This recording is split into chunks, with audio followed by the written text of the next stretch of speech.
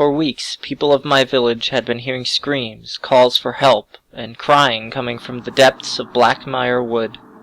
We'd drawn lots and I was the unlucky one, so when the sunlight began to fade, I pulled my pack higher on my shoulder, gripped my torch, and stepped into the quickly darkening trees.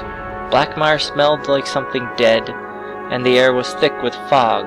Normally, my people never went into Blackmire. Most believed the forest was filled with creatures that feasted on human flesh, and the rest claimed to have seen them from the safety of the village. Truthfully, I hoped the sounds wouldn't be heard tonight.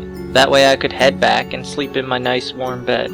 However, no sooner had I fancied that thought when I heard the faint sounds of crying in the distance. Following the sounds, I came to a massive door set in stone that was black and as smooth as glass.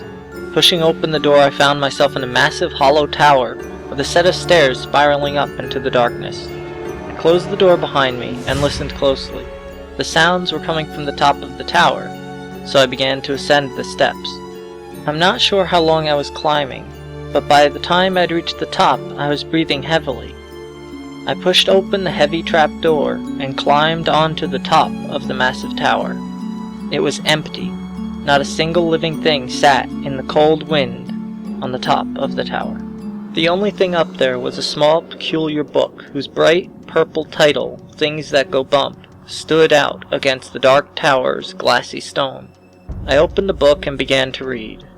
Doomtops are ancient tricksters who care little for human life. They often lure their victims in with cries of help, and once trapped there is no chance of escape. Victims of a doomtop will often starve or commit suicide. Panicked, I went to the trapdoor, only to find it gone. I was trapped. I ran to the edge and began to scream for help out into the darkness of the night.